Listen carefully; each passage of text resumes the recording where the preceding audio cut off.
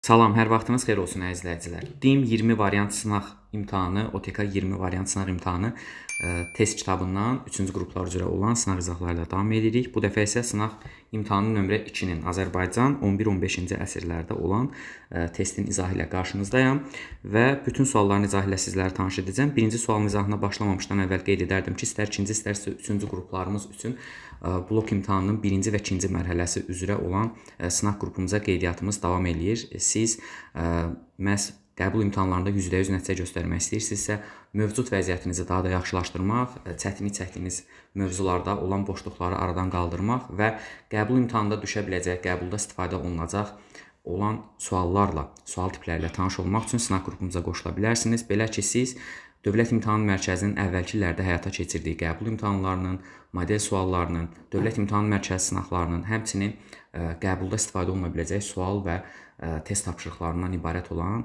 məhz sınaqlarımızı işləyərək nəticənizi yüksəldə bilərsiniz. Sınaqlar PDF formatında göndərilir. Hər birinin cavabı və izahları, düzgün formada olan izahları sizinlə paylaşılır ki, qrupa qoşulmaq üçün qeyd etdiyim nömrə ilə əlaqə saxlaya bilərsiniz. Birinci sualda bizdə yanlış cavab lazımdır. Səhv nəticə əlaqələrinin pozulduğu bənd. Şirvanşah Hüseynin üsyan nəticəsində öldürülməsi söhbət 1382-dən gedir. Kəsrənlərin sonuncu nümayəndəsi və bundan sonra Dərbəndilər sülaləsi İbrahimin başçılığı ilə hakimiyyətə gəlir. Bu doğru fikirdir. Qızıl Ordu hökmdarı Canlı bəy 1357-də Təbrizə hücum edir və bundan sonra Elxanilər dövləti süquta uğrayır. Doğru fikirdir. Teymuri şahzadələri arasında çəkişmələr güclənir və bundan məharətlə istifadə edən Qaraqoyunlu hökmdarı Cahanşah İranın mərkəz və şərq əyalətlərini ələ keçirmişdi. Teymuri Əbüsəyidi məğlubiyyətə uğratmışdı hətta. D variantında Baharlı sülaləsinin, yəni Qaraqoyunluların sonuncu hökmdarı Həsən Əlinin hakimiyyətdən uzaqlaşdırılması ilə Bayındurlu, yəni ki, Ağqoyunlunun yaradılması fikri doğrudur.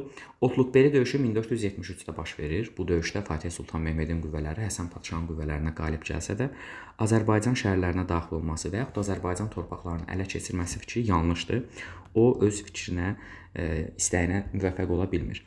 İkinci suala baxaq. Şirvanşahlar dövləti ilə bağlı 3-cü Mənsur və 1-ci Axistan. Qeyd edim ki, bax bu hissədən hər il qəbul imtahanlarında sual və ya suallar istifadə olunur. Ümumiyyətlə qəbul imtahanında hansı suallar düşə bilər, nə ilə qarşılaşa bilərsiniz? Bununla bağlı ən yaxşısı sınaq qrupumuza qoşularaq daha dolğun və ətraflı şəkildə imtahana hazırlaşa bilərsiniz. Həmçinin yuxarıda qeyd etdiyim linklərdən də həmin o videolarla tanış olaraq qəbul imtahanı barəsində məlumatlı ola bilərsiniz. Deməli, 3-cü Mənsur İraq Səlcuq Sultanı Mahmudun yürüşünə məruz qalmışdı, hansı ki 1123-cü ildə hücum eləsə də Mahmud məğlub olur. Bu doğrudur. Dərbəndilər yox, Kəsranlərin nümayəndəsidir və 1125-ci ildə Şirvan müstəqilliyini tam bərpa eləyir fikri doğrudur. Səbəb çünki 4-cü David vəfat eləyəndən sonra qoşunlarını oradan geri çəkir. Deməli, 1-ə gedir A-la C bəndləri. 2-yə baxırıq. 1-ci Axistan dövlətin yaradılması təbii ki də yanlış fikirdir. Dövlət Eysam İbn Xalid tərəfindən 861-də yaradılmışdı. Paytaxtı Şamaxıdan Bakıya köçürdü 1192-də. Zəlzələ baş verdiyinə görə doğrudur. Qızıl Ordunun hücumlarına məruz qalmayıb, amma Lənkəran dövləti ilə mübarizə aparıb və yaxud da Slavyanlarla. 1A, 2B cavabımız oldu E bəndi. 3-cü suala baxaq. 15-ci əsrdə Azərbaycanda istehsal edilən məhsula görə alınan və əsas olan vergi malcəhət vergisidir. Suvarma suyundan istifadəyə görə alınan bəhrə vergisidir. Maldarların otlaqlardan istifadəyə görə ödədiyi vergi isə çoban bəyidir. Düzgün ardıcıllıq gördüyünüz kimi 3-cü bənddə göstərilibdir. Cavabımız olur E bəndi yenə də və 4-ün izahı ilə tanış olaq. Verilənlərdən hansı dövlətə aid məlumat yoxdur? Paytaxtları Marağa, Təbriz, Sultaniyə və sonradan yenə Təbriz olmuşdur. Söhbət Hülakülərdən gedir. Bununla bağlı fikir var. Ərazisində 11-ci əsrin 20-ci illərində Oğuzlar məskunlaşmışdılar. Hansı ki Rəvvadilərin ərazisində bu dövlətlə də bağlı məlumat var. 944-cü ildə Bərdiyə qarətçi yürüşlər təşkil edir Slavyanlar və o dövrdə Bərdə Salarilər dövlətinin tərkibində idi. Məlumat var. Alanların hücumuna məruz qalıb 11-ci əsrin 60-cı illərində, hansı ki Əbülasvar Şahrun dövründə Şəddadilər haqqında məlumat var. Gördüyünüz kimi sahicilərlə bağlı hər hansısa məlumata yer verilməmişdir. 5-ci sualın izahı ilə tanış olaq. Hülakülər dövlətinin mövcudluğu dövrünə uyğun gəlir. Belə ki, dövlət 1258-1357-də mövcud olubdur. Əvvəlcə intervalı qururuq və buna əsasən cavabımızı müəyyən edirik. Terek çayı döyüşü 1395-dədir. Gördüyünüz kimi intervala uyğun gəlmir. Çormaqon oyunun başçılığı ilə Monqolların Azərbaycana hücumu 1231-39 əhatə eləyir. Gördüyünüz kimi uyğun gəlmir. Deməli, Əlincə qalasının tutulması 1400-cü il uyğun gəlmir. Cəbə Subutayın yürüşü 1220-22 uyğun gəlmir Məhəmməd Olcaytunun mərkəzi hakimiyyəti daha da qüvvətləndirməsi, hansı ki 1304-cü ildə Qazan xan vəfatından sonra hakimiyyətə gəlmişdi və Qazan xan silahlarını davam elətdirərək hakimiyyəti daha da möhkəmləndirmişdi və bilavasitə ilə Hülakülər dövlətinin hökmdarıdır bu adam. 6-cı suala nəzər yetirək. Hadisələrdən hansının yeri dəyişdirilərsə Şirvanşahlar dövlətinə aid ardıcıllıq deməli düzgün olar. Şirvanşah 1-ci Fəriburzun Səlcuq sultanının hakimiyyətini qəbul etməsi 1066-da tabe olurlar. Paytaxtın Şamaxıya köçürülməsi 918, Şeyx İbrahim hakimiyyətə gəlir 1382-də, 1-ci İbrahim Təbrizə daxil olmuşdu, hansı ki 1406-da, 1-ci İbrahim məğlub olmuşdu 1412-də. Gördüyünüz kimi burada 4-5 olduğu kimi yerində qalır, 3 də həmçinin. 2 ilə 1-in yerini dəyişdirsək, ardıcıllığımız düzgün olar, cavabımız olur A bəndi 6-cı sualda. 7-ci sualı nəzər yetirək. Memarlıq abidələri mədəniyyətlə bağlı sualımız imtahanına mütləq istifadə edilir. Bir sual, bax, memarlıqdandır və yaxud da mədəniyyətdən. Deyək, Bərdə türbəsi 13-14-cü əsrə aiddir, Əlincə qalası isə Məsih 9-cu əsrə aiddir. Marağada Göy Günbəz deməli türbəsi 12-ci əsrdə, Təbrizdə Qeysəriyyə bazarı isə 15-ci əsrdə Həsən Padşah tərəfindən inşa edilmişdir. Belə ki, ardıcıllığımız olur 2, 3, 1 və 4. A bəndi olur 7-ci sualda. 8-ci suala keçid edək. Hülakülər dövlətinin 14-cü əsr tarixinə aiddir. Az öncə də qeyd elədik, Olcaytı bu dövrdə hakimiyyətə gəlir. Yenə bunu da qeyd elədik, bu 13-cü əsrdir. Əmir Çobanın hakimiyyətdə olması, hansı ki Çobanilər sülaləsi hakimiyyətdə olsalar da Hülakülər dövlətində, nominal hakimiyyətə sahib olsalar da məhz Hülakülər səltənəti uğrunda mübarizə aparsalar da, onların adından dövlət idarə edirdilər. 3 qısacası doğrudur. Qızıl Ordu ilə mübarizənin başlanması, dövlət artıq yarandı, Azərbaycan uğrunda mübarizəyə başlayır Qızıl Ordu da Hülakülərlə. Yəni 13-cü əsrdən etibarən bax bu mübarizə başlayır, Hülakü xan dövründən etibarən. Bu fərman isə 1303-də verilib, bu da 14-cü əsr uyğun gəlir. 1-3-5 E bəndi burada da doğru fikirdir.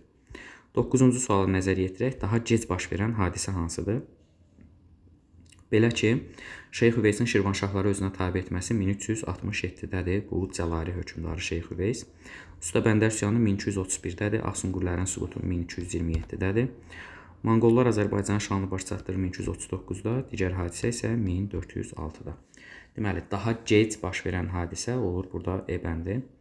10-cu sualı nəzər yetirək. Hülakülər dövlətinin 13 və 14-cü əsrlər tarixində baş vermiş ortaq hadisələr, ümumi fikirlər.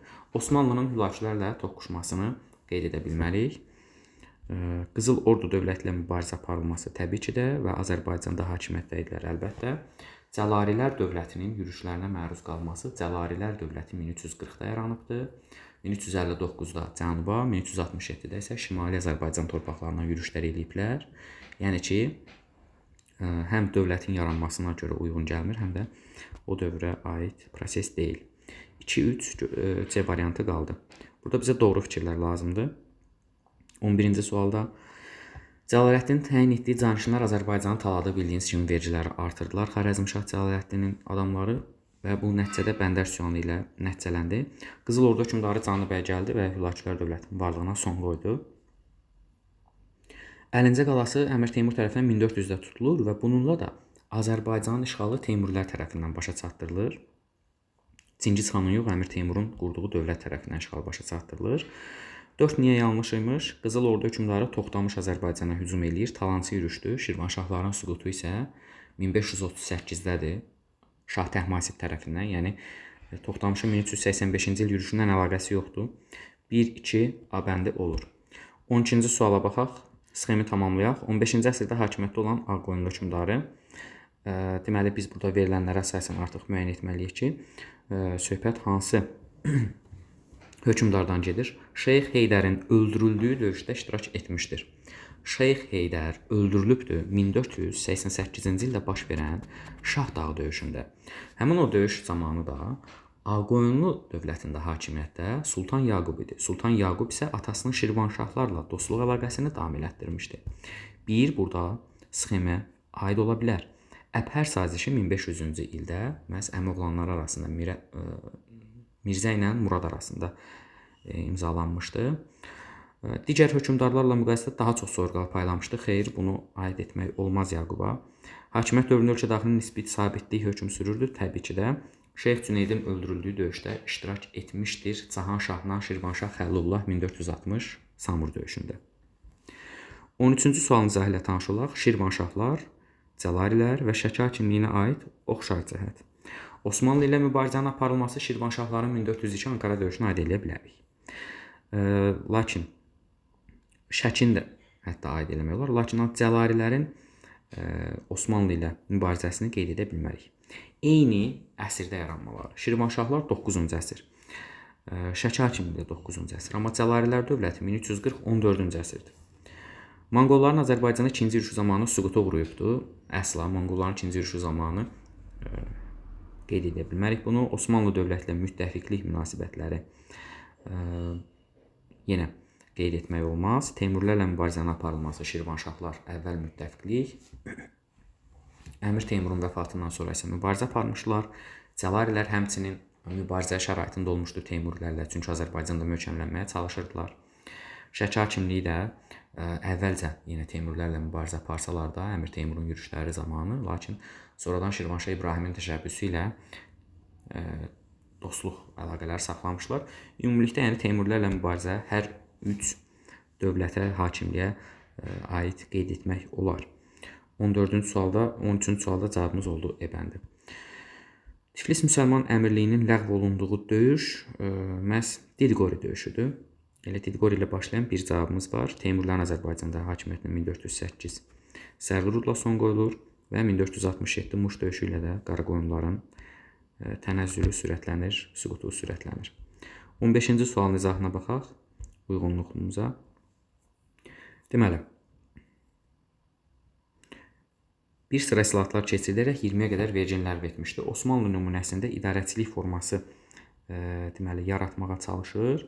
Məhz Gödək Əhməd anı qeyd edə bilərik. Əpər sülh sazişinin imzalanması qeyd elədik ki, Murad və Əlvənd Mirzəyə aiddir. Bunların heç birinə aid olmur. Elə beyinisiz cavablardan çıxmaqla düzgün fikri müəyyən edə bilərdiniz. Çoxlu soyurqal payladı. Naxçıvan döyüşündə məğlub oldu Rüstəm, hansı ki elə bax bu Gödək Əhmədə məğlub olmuşdu. Və qısa müddətdə 1497-də hakimiyyətə gəlmişdi. Bu Gödək Əhmədə aiddir. Həmçinin Şeyx Heydərlə mübarizə Fərrux Xəsərə köməkdir. Az öncə də bu suala baxmışdıq. Birdə də olur E bəndi. 1E, 2C, 3AD. Cavabımız oldu D bəndi. 15-ci sualda. 16-ya baxaq. Məntiqi ardıcıllıq. Monqollar Gəncə, Bərdə, Beyləqan və bu şəhərləri tutdular. Sonra isə 39-da Dərbəndə ələ keçirdilər. Bu Azərbaycanda nəyə səbəb oldu? Birinci yürüş başa çatmır, ikinci yürüş başa çatır. Və bununla da Azərbaycan torpaqlarının tutulma prosesi başa çatmışdı. Şirvanşahlar dövlətinin 14-cü əsrin 80-ci illərinə aiddir. Şeyx İbrahimin Şirvan şahı elan olunması 1382 biri deməli qeyd etmək olar. Dərbəndilər sülaləsinin devrilməsi 1538, Huşəngin üsyan nəticəsində öldürülməsi 1382, Şeyx Cüneydin Şirvana yürüş etməsi 1367 qeyd elədik. Bu da 1406. Deməli 1-3 D bəndi oldu 17-ci sualda düzgün cavabımız. 18-ə baxaq. 11-ci əsrin 60-cı illəri Səlcuqlular və 1190-cı illər Eldənzilər dövlətinə aid ümumi xüsusiyyətlər. Deməli, Azərbaycan dövlətinin tərkibinə daxil olması, yəni Azərbaycanın dövlətin tərkibinə daxil olması, Səlcuqlular bu dövrdə Azərbaycan işğalını baş çatdırırlar. Eldənzilər də ki, onsuz öz dövlətimizdir və Azərbaycan arasında Eldənzlərin tərkibində idi. Təbii ki də biri qeyd eləmək olar. Paytaxt dəyişikliyinin baş verməsi. Səlcuqlarda bu dövrdə paytaxt dəyişikliyi olmayıbdır. İkini çıxaq. Türk mənşəli sülalə tərəfindən idarə olunması, təbii ki, Türk mənşəli dövlətləri idilər. Hakimiyyətə yeni hökmdarın gəlməsi, həmən bax bu variantı da qeyd eləmək olar. 1-3-4 olaraq və dövlətin süquta uğraması təbii ki, hər ikisinin tarixi ilə bağlı deyil bu dövrdə. Səlcuqlar məhz 1157 Eldənzilər isə 1225-də süquta uğramışdı ki, bu tipli sualları da biz əvvəlcədən artıq sınaq qrupunda işləmişik abituriyentlərimizlə. Bir daha xatırladım ki, sınaq qrupumuza qoşularaq siz də mövcud vəziyyətinizi daha da yaxşılaşdıra bilər və nəticənizi mükəmməlləşdirə bilərsiniz. Bunu sizə əminliklə deyirəm. Baxaq deməli 19-cu suala. Əmir Çoban qarşısında deməli Cəlalilər qeyd olunubdur. Xeyr, Əmir Çoban məhz Hülaki nümayəndəsidir. Fəzlullah Rəşidəddin Şirvanşahlarla əlaqələndirilibdir, yanlışdır. Amma 5 Elxanilərlə əlaqələndirilib. Bəli, Fəzlullah Rəşidəddin həmin o dövlətin vəziri olubdur. Nizamülmülk Səlcuqların vəziri olubdur. Məlikşahın məşhur vəziri. 3 uyğunluğu yanlışdır. Eldənizlər qeyd olunub, lakin Qızıl Arslanın Eldənizlərdə qeyd olunub. 4-5 uyğunluğu doğrudur. 1066-cı ildə Səlcuq dövləti tərəfindən tabe edilmiş Azərbaycan dövlətinin paytaxtı söhbət Şirvanşahlar dövlətindən gedir. Məhz Şirvanşahların da o dövrdə paytaxtı Şamaxı şəhəri idi. 4 nömrəli şəhər olur. Xəritələrlə bağlı izahımız çoxdur. Yuxarıdakı linklərdən, açıqlamadakı linklərdən izləyə bilərsiniz xərit izahlarını. Azərbaycan və ümumi tarixdən hansı dövr üzrə çətinliyiniz varsa, xəritə tipləri ilə tanış olub nəticənizi yaxşılaşdıra bilərsiniz. Deməli, 21-ci sualda hansı ki, xeyli müddət saray müxalifətinə və feodal qruplarına qarşı mübarizə aparmalı olmuş 1190-da Həmədan döyüşündə İraq Səlcuq Sultanı 3-cü Toğrulu məğlub edib, oğlu ilə birlikdə əsir almışdı. Mətndə adı çəkilən hökmdarın Məhəmməd Olcaytı ilə oxşar xüsusiyyəti. Deməli, burada söhbət gedir Qızıl Arslandan. Qızıl Arslanın, deməli, Məhəmməd Olcaytı ilə oxşar xüsusiyyəti. Eyni bir dövlətin hökmdarı olublar. Xeyr, Qızıl Arslan Atabəylərin, Məhəmməd Olcaytı isə hökmdarı olubdur. Qeyd elədik ki, bayaqda bu suallara baxmışdıq. Elxanilər dövlətinin, yəni bir yanlışdır. Qardaşlarından sonra hakimiyyətə gəlməsi, eyni əsrdə hakimiyyətdə olmaları. Qızıl Arslan 1186-1191-də hakimiyyətdə olubdur. Artıq Olcaytın da hakimiyyətini qeyd elədik, 14-cü əsrdə idi. Ölümündən sonra feodallar arasında qarşı durmaların olması, çəkişmələrin olması hər ikisinə aid ümumi xüsusiyyət kimi deyə bilərik. C bəndi. 22-yə baxaq, Təbriz şəhərinin Cəlalilər dövlətinin paytaxtı olduğu dövrə uyğun gəlir. Cəlalilərin paytaxtı Təbriz şəhərinə köçürülmüşdür. Məhz 1359-da 1410-a qədər də dövlət mövcud olubdur. Cani bəyin yürüşü 1357 uyğun gəlmir. Bu 1340 uyğun gəlmir. Çobani dövrü yenə uyğun gəlmir. Deməli, Hülakilər dövlətinin süqutu 1357 uyğun gəlmir. Lakin Şirvanın Cəlalilər tərəfindən tabe edilməsi 1367 paytaxtın Təbriz olduğu dövrə uyğun gəlir. E bəndi olur cavabımız. 23-ə baxaq, eyni əsrdə baş vermişdir. Deməli, Şirvanşah 1-ci Fəribursu tabe oldu 11-ci əsrdə, 4-cü Davidin yürüşü 12-ci əsr, daha sonra Slavyanlar Şamaxını ələ keçirdi 11-ci əsrin 30-cu illərində, 11-ci əsr. Monqollar Şamaxını ələ keçirdilər, əhalini məhv elədilər 13-cü əsrdə Monqolların yürüşləri olub. Cəlalilərin Şirvanı zəbt etməsi 1367, 14-cü əsrə uyğun gəlir. Eyni əsrlərə deməli burada uyğun gəlir. 1 və 3, 11-ci əsrdə hər ikisi.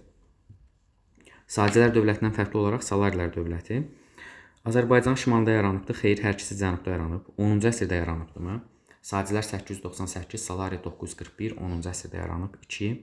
Azərbaycan torpaqlarını birləşdirib bu ortaq xüsusiyyətli. Paytaxtı yalnız Ərdəbil olubdur. Bəli, çünki Sacilərin paytaxtı həm də Marağa olmuşdu. Azərbaycanın cənubda yaranmaları qeyd elədik ki, ortaqdır. Deməli, burada Salarilərə məxsus xüsusiyyətlər Sacilərdən fərqli olaraq 2 və 4-dür. 25-ci suala baxaq, xəritədə ulduzla verilmiş şəhər, hansı ki, söhbət Dərbənddən gedir. Belə bir suallarda işləmişik biz. Dərbəndin erkən orta əsrlər tarixi 3-11-ci əsrlər tarixinə aid xüsusiyyətləri 869-cu ildə oradakı hakim özünü müstəqil elan etmişdir. Haşim ibn Sürakadan söhbət gedir. Bəli. 8-ci əsrin ortalarından müstəqil şəkildə idarə olunurdu. Xeyr, yanlışdır bu dövrdən. Ərəb əsilli hakimlər sülaləsinin hakimiyyəti olmuşlar. Bəli. Öz müstəqilliyini 11-ci əsrin sonuna qədər qoruyub saxlamışdı. Belə ki, məhz onlar 1075-ci ildə 988-ci ilk dəfə, 1075-də də ikinci dəfə Şirvanşahlar tərəfindən asılı hala salınmışdılar. Dərbənd hakimliyi. Şeyx Cüneydin iştirakı ilə Samur döyüşü 1460, Şahdağı 1488, Sufi təriqətinin yaranması 13-cü əsr, Sultan Əlinin Şəməsi döyüşü 1494. Ardıcıllığımız olur. Deməli 3, 1, 2, 4. 26-cı sualda. 27-yə baxaq. Paytaxtı Gəncə olan müstəqil dövlətin əsasının qoyulması. Burada söhbət gedir. 1-ci Ləşkərdən, biri A-nı qeyd edək. Səlcuq dövləti ilə müqavilə imzalaması Əblas və Şaburdan söhbət gedir 1054-də. Dəbili ələ keçirməsi və müstəqil əmirlik yaratması Məhəmməd ibn Şəddaddan söhbət gedir. Uyğunluğumuz bax bu formada oldu. Mətnə baxaq və ona əsasən suallarımızı cavablayaq. Mətnlə videonu dayandırıb tanış ola bilərsiniz. Burada söhbət Monqollardan gedir. Monqolların yürüşündən, hansı ki mənbədə bəhs edilən yürüş zamanı Azərbaycanda Təbriz şəhərinin hakimi Şəmsəddin Toğrayı idi. Qeyd edə bilərsiniz. 29-cu sualda isə Atabəy Özbəklə Xarəzmşah Məhəmmədin mənbədə bəhs edilən yürüşlə bağlı davranışlarında çoxşar cəhəti yazın. Deməli, burada söhbət nədən gedir? Atabəy Özbək Monqollara qarşı hansı addımı atır? Xarəzmşah hökmdarı Məhəmməd Monqollara qarşı hansı addımı atır? Belə ki, istər Özbək, istərsə də Xarəzmşah hökmdarı Məhəmməd Monqollardan çəkinirlər və onlarla açıq döyüşə girmirlər. Düzdür, Özbəkdən fərqli olaraq Məhəmmədin vəziyyəti daha fərqli idi. Onun möhkəmləndirilmiş qalaları, böyük sayda ordusu var idi. Lakin hər ikisi məhz Çingiz xanın o davamçılarının adamları ilə döyüşlərə girmirlər. Yəni açıq döyüşə girmirlər. Bunu qeyd etmək olar 29-cu sualda. 30-da mənbədə bəhs edilən bu yürüş zamanı Monqollar Təbrizi niyə tuta bilmirlər? Söhbət birinci yürüşdən gedir. Əvvəla şəhər müdafiəsi möhkəmləndirilmişdi. Yəni şəhərin müdafiəsi. Həmçinin artıq bütün Təbriz əhalisi şəhərin müdafiəsinə yönəlmişdi və həmçinin Monqollar Təbriz şəhərindən xərac alırlar. Yəni xərac alınmasını, şəhərin müdafiəsinin möhkəmləndirilməsini kimi fikirləri qeyd etmək olar. Yəni hər hansısa bir əlavənin sualınız olarsa şərh bölümünə qeyd edə bilərsiniz. Bir daha qeyd edim ki, məhz bütün sınaqların izahı kanalımızda yerləşdiriləcək. Ona görə videonu bəyənib kanala abunə olub bildirimləri açmağı unutmayın. Videomuzun sonuna gəldik. Hər kəsə uğurlar. İmtahanda sizlərə bol şans. Özünüzə yaxşı baxın. Sağ olun, salamat qalın.